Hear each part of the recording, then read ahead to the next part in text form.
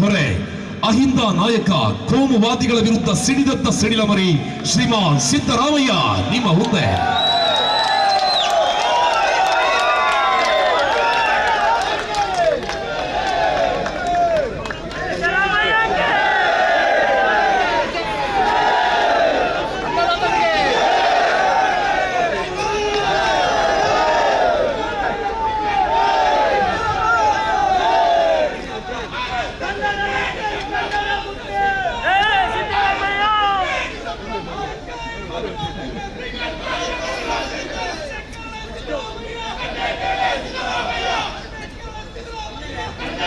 ಯುಡಿಎಫ್ನ ಅಭ್ಯರ್ಥಿ ಶಾಸಕರು ಆದಂಥ ಶ್ರೀ ಅಶ್ರಫ್ ಅವರೇ, ಸಣ್ಣ ನೀರಾವರಿ ಸಚಿವರು ಕರ್ನಾಟಕ ಸರ್ಕಾರ ಶ್ರೀ ಬೋಸರಾಜು ಅವರೇ,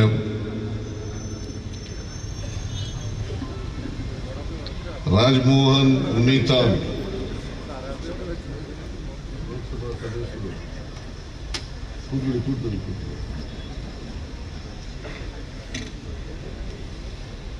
ಕನ್ನಡ ಗೊತ್ತಾಗ್ತಲ್ಲ ಎಲ್ರಿಗೂ.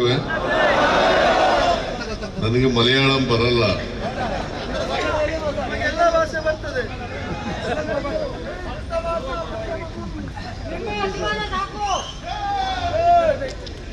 ರಾಜಮೋಹನ್ ಉನ್ನೀತಾನ್ ಅವರೇ, ಲೋಕಸಭಾ ಸದಸ್ಯರು, ರಮಾನಾಥ್ ರೈ ಅವರೇ, ಕರ್ನಾಟಕದ ಹಿರಿಯ ಮಾಜಿ ಮಂತ್ರಿಗಳು,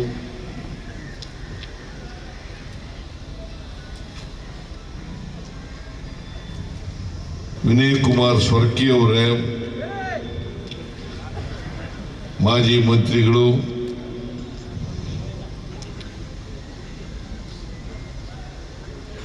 ಅಶೋಕ್ ಕುಮಾರ್ ರೈ ಅವರೇ, ಶಾಸಕರು, ಫೈಜಲ್ ಕಾಸರಗೋಡು ಜಿಲ್ಲಾ ಕಾಂಗ್ರೆಸ್ ಅಧ್ಯಕ್ಷರು,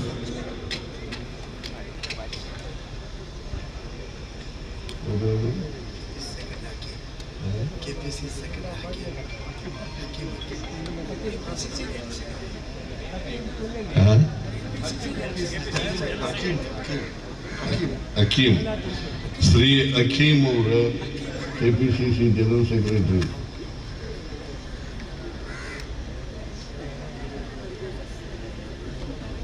ಇತರ ಎಲ್ಲ ಯುಡಿಎಫ್ ಮುಖಂಡರುಗಳೇ,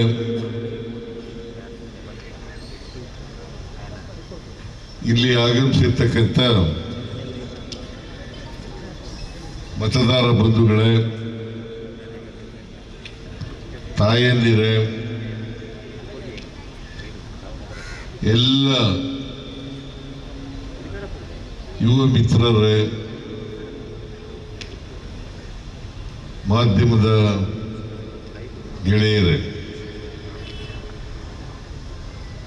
ಈ ಪ್ರಚಾರ ಸಭೆಯನ್ನ ಉದ್ಘಾಟನೆ ಮಾಡಬೇಕು ಅಂತ ಹೇಳಿದ್ದಾರೆ.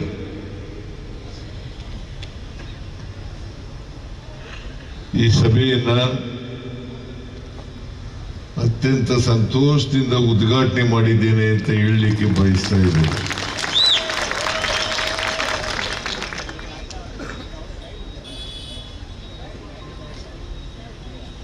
ಇದು 9ನೇ ತಾರೀಕು ನಡೀತಕ್ಕಂಥ ಸಾರ್ವತ್ರಿಕ ಚುನಾವಣೆ.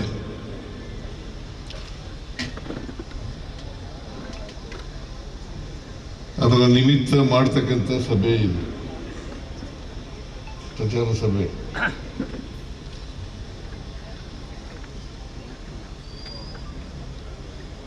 ಈ ಚುನಾವಣೆಯಲ್ಲಿ ಅಶ್ರಫ್ ಅವರು ಮತ್ತೆ ಸ್ಪರ್ಧೆ ಮಾಡಿದ್ದಾರೆ.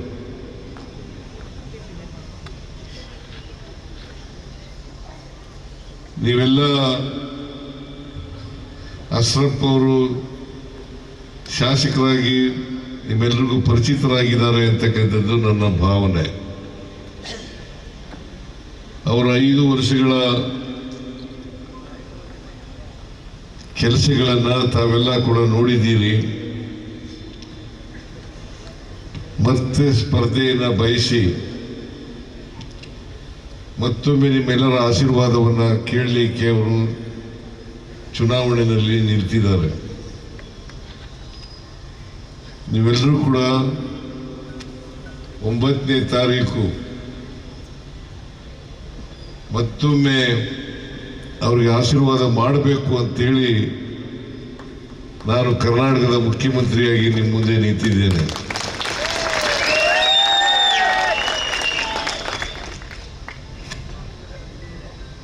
ಮಂಜೇಶ್ವರ ಇಲ್ಲಿ ಬಂದಾಗ ನಾನು ಕರ್ನಾಟಕದಲ್ಲಿದ್ದೀನಿ ಅಂತಕ್ಕಂಥ ಭಾವನೆ ಆಗ್ತದೆ. ಯಾಕಂದ್ರೆ ನೀವೆಲ್ಲ ಕನ್ನಡ ಮಾತನಾಡ್ತಕ್ಕಂಥ ಜನ.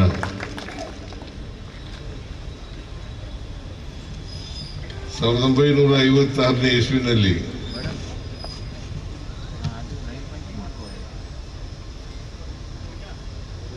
ಅದು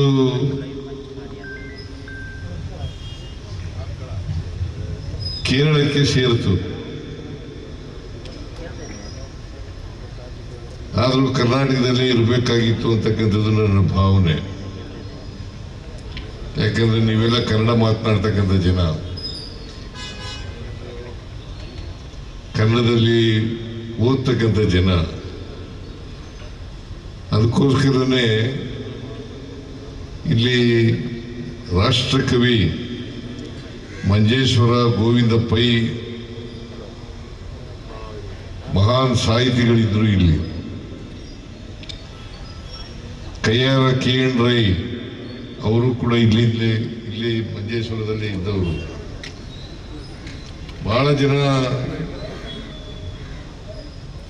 ಕನ್ನಡದಲ್ಲಿ ಸಾಹಿತ್ಯವನ್ನು ರಚಿಸಿ ರಾಜ್ಯ ಮಟ್ಟದಲ್ಲಿ ಮತ್ತು ರಾಷ್ಟ್ರ ಮಟ್ಟದಲ್ಲಿ ಹೆಸರುಗಳನ್ನು ಗಳಿಸಿರ್ತಕ್ಕಂಥ ಮಹನೀಯರು ಇಲ್ಲಿದ್ದಾರೆ ಅಂತಕ್ಕಂಥ ಮಾತುಗಳನ್ನು ಈ ಸಂದರ್ಭದಲ್ಲಿ ಹೇಳಲಿಕ್ಕೆ ಬಯಸ್ತಾ ಇದ್ದೇನೆ.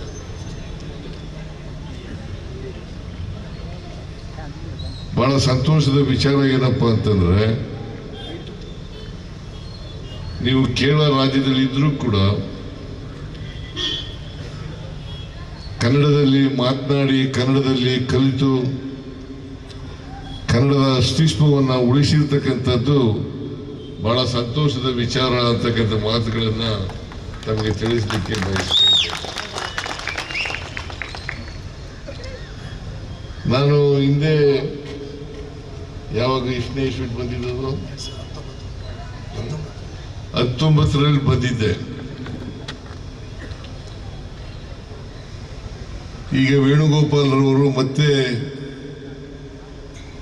ನನಗೆ ಮಂಜೇಶ್ವರಕ್ಕೆ ಹೋಗಲೇಬೇಕು ಅಂತ ಹೇಳಿದ್ರು.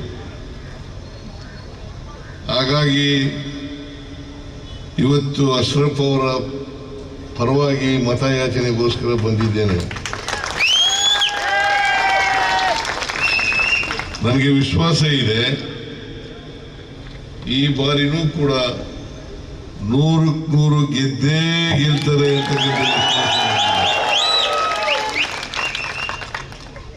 ಮತ್ತೆ ಕನ್ನಡವನ್ನ ಎತ್ತಿಡಿತಕ್ಕಂಥ ಕೆಲಸವನ್ನ ಕೇರಳ ವಿಧಾನಸಭೆಯಲ್ಲಿ ಮಾಡ್ತಾರೆ ಅಂತಕ್ಕಂಥ ಮಾತುಗಳನ್ನು ಅವರು ಕೇರಳ ವಿಧಾನಸಭೆಯಲ್ಲಿ ಗೆದ್ದಾಗ ಕನ್ನಡದಲ್ಲೇ ಪ್ರಮಾಣ ವಚನ ಸ್ವೀಕಾರ ಮಾಡಿದ್ರು. ಅಲ್ಲ, ಕನ್ನಡದಲ್ಲೇ ಪ್ರಮಾಣ ವಚನ ಸ್ವೀಕಾರ ಮಾಡಿ ಕನ್ನಡತನವನ್ನ ಮೆರೀತಕ್ಕಂಥ ಕೆಲಸವನ್ನ ಮಾಡಿದ್ದಾರೆ ಅಂತಕ್ಕಂಥ ಮಾತುಗಳನ್ನ ತಮಗೆ ತಿಳಿಸಲಿಕ್ಕೆ ಬಯಸ್ತಾ ಇದ್ದೇನೆ. ಅದರಿಂದ ಎಲ್ಲ ಕನ್ನಡಿಗರು ಕೂಡ ಅಶ್ರಫ್ ಅವರಿಗೆ ಮತ ಕೊಡಬೇಕು. ಅಶ್ರಫ್ ಅವರಿಗೆ ಮತ ಕೊಡಬೇಕು. ಅದು ಮಾಡಿದ್ರೆ ನಾನು ಅವ್ರ ಪರವಾಗಿ ಮತಯಾಚನೆಗೆ ಬಂದದ್ದು ಸಾರ್ಥಕ ಆಗ್ತದೆ ಅಂತಕ್ಕಂಥ ಮಾತುಗಳನ್ನು ಅವರು ತಿಳಿಸ್ತಕ್ಕಂಥ ಕೆಲಸವನ್ನು ಮಾಡ್ತೇನೆ. ಇಲ್ಲಿ ಭಾರತೀಯ ಜನತಾ ಪಕ್ಷದ ಅಭ್ಯರ್ಥಿ ಭಾರತೀಯ ಜನತಾ ಪಕ್ಷದ ಅಭ್ಯರ್ಥಿ ಇಲ್ಲಿರ್ತಕ್ಕಂಥದ್ದು ಭಾರತೀಯ ಜನತಾ ಪಕ್ಷ ಕೇರಳದಲ್ಲಿ ಬೆಳೆಯಲಿಕ್ಕೆ ಬಿಟ್ಟಿಲ್ಲ. ಕೇರಳ ಜನ ಭಾರತೀಯ ಜನತಾ ಪಕ್ಷವನ್ನ ಬೆಳಿಲಿಕ್ಕೆ ಬಿಟ್ಟಿಲ್ಲ. ಭಾರತೀಯ ಜನತಾ ಪಕ್ಷ ಅಂತಂದ್ರೆ ಅವರು ಸಂವಿಧಾನ ವಿರೋಧಿ, ಬಡವರ ವಿರೋಧಿ, ದಲಿತರ ವಿರೋಧಿ, ಹಿಂದುಳಿದವರ ವಿರೋಧಿ, ಅಲ್ಪಸಂಖ್ಯಾತರ ವಿರೋಧಿ, ಮಹಿಳೆಯರ ವಿರೋಧಿ. ಯಾಕೆ ಈ ಮಾತನ್ನ ಹೇಳ್ತಾ ಇದ್ದೀನಿ ಅಂತಂದ್ರೆ ಅವರ ನಡವಳಿಕೆ ಹಂಗಿದೆ, ಅವರ ವಿಚಾರ ಹಂಗಿದೆ. ಭಾರತೀಯ ಜನತಾ ಪಕ್ಷದವರಿಗೆ ಯಾವುದೇ ಸಿದ್ಧಾಂತ ಇಲ್ಲ. ಅವರು ಯಾರ ಪರವಾಗಿರ್ತಕ್ಕಂಥವ್ರು ಅಂತಂದ್ರೆ ಶ್ರೀಮಂತರು, ಮೇಲ್ಜಾತಿಯವರು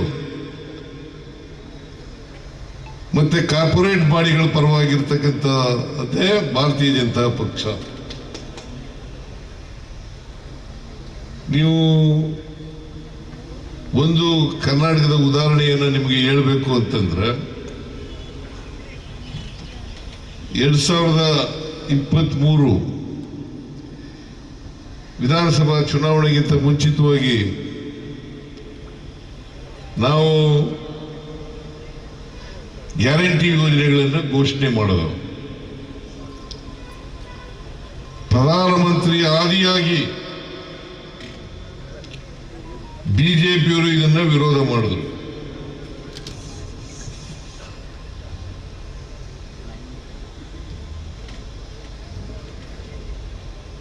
ಬಿಜೆಪಿಯವರು ವಿರೋಧ ಮಾಡಿದ್ರು. ಪ್ರಧಾನಮಂತ್ರಿಯವರೇ ರಾಜಸ್ಥಾನದಲ್ಲಿ ಹೇಳಿದ್ರು, ರಾಜಸ್ಥಾನದಲ್ಲಿ ಇದನ್ನು ಘೋಷಣೆ ಮಾಡಿದಾಗ ಕರ್ನಾಟಕ ಗ್ಯಾರಂಟಿ ಯೋಜನೆಗಳನ್ನು ಘೋಷಣೆ ಮಾಡಿದೆ. ಅವುಗಳನ್ನು ಜಾರಿ ಮಾಡಲಿಕ್ಕೆ ಸಾಧ್ಯನೇ ಇಲ್ಲ. ಒಂದು ವೇಳೆ ಜಾರಿ ಮಾಡಿದ್ರೆ ಕರ್ನಾಟಕ ರಾಜ್ಯ ಆರ್ಥಿಕವಾಗಿ ದಿವಾಳಿ ಆಗ್ತದೆ ಅಂತ ಹೇಳಿದಂಥವರು ಪ್ರಧಾನಮಂತ್ರಿಗಳಾಗಿರ್ತಕ್ಕಂಥ ನರೇಂದ್ರ ಮೋದಿಯವರು. ಆಮೇಲೆ ಬಿಜೆಪಿಯವರೆಲ್ಲ ಶುರು ಮಾಡ್ಕೊಂಡ್ಬಿಟ್ರು, ಗ್ಯಾರಂಟಿ ಯೋಜನೆಗಳನ್ನ ಜಾರಿ ಮಾಡಿದ್ರೆ ಖಜಾನೆ ಖಾಲಿ ಆಗ್ಬಿಡ್ತದೆ, ಖಜಾನೆ ಖಾಲಿ ಆಗ್ಬಿಡ್ತದೆ, ಅಭಿವೃದ್ಧಿ ಕೆಲಸಗಳೆಲ್ಲ ನಿಂತು ಹೋಗ್ತವೆ.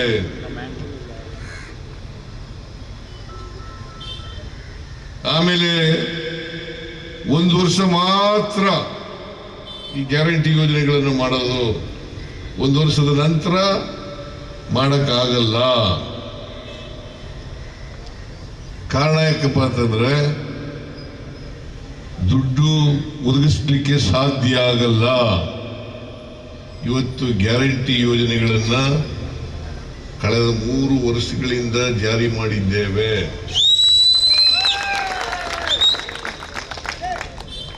ಪ್ರತಿ ವರ್ಷ ಸುಮಾರು 52,000 ಕೋಟಿ ರೂಪಾಯಿಗಳನ್ನ ಈ ಗ್ಯಾರಂಟಿ ಯೋಜನೆಗಳಿಗೆ ಕೊಡ್ತಾ ಇದ್ದೇವೆ. ಎಷ್ಟು? 52,000 ಕೋಟಿ.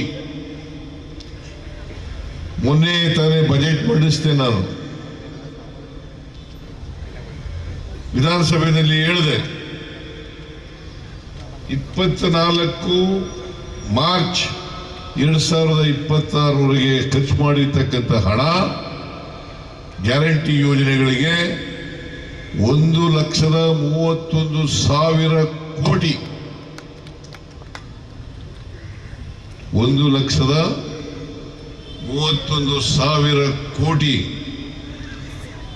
ನಿರಂತರವಾಗಿ ನಾವು ಇದನ್ನ ಜಾರಿ ಮಾಡಿದ್ದೇವೆ. ನಾವು ಅಧಿಕಾರಕ್ಕೆ 2023 ಮೇ 20ನೇ ತಾರೀಕು ಬಂದವು. ಮೇ 20ನೇ ತಾರೀಕು ಅಧಿಕಾರಕ್ಕೆ ಬಂದವು. ನಾವು ಅಧಿಕಾರಕ್ಕೆ ಬಂದ ಒಂದು ತಿಂಗಳೊಳಗಡೆನೆ